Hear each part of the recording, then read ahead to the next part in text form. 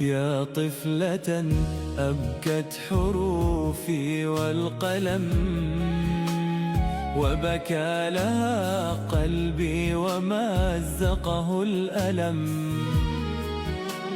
لما رأيت الدمع في أحداقها تبكي أخاها بالتواجع والندم. إن الروافض قتلوا أطفالنا من دون ذنب، خالفوا كل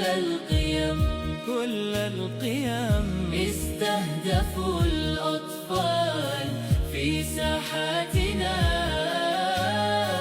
ورموا رصاصات الخيانة دون هم.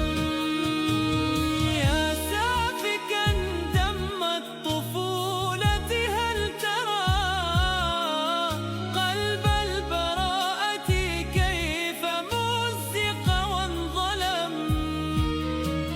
من أجل ماذا تقتلون ضياءها؟ ما ذنبها في من تنحى أو حكم؟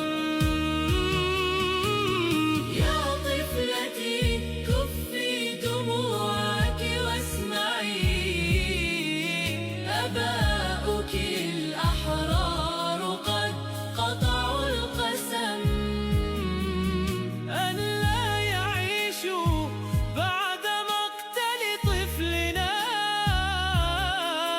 إلا وعهد الظلم ولى وانهزم، أو يهنأوا عيشا وأنت حزينة إلا وثغرك قد تهلل.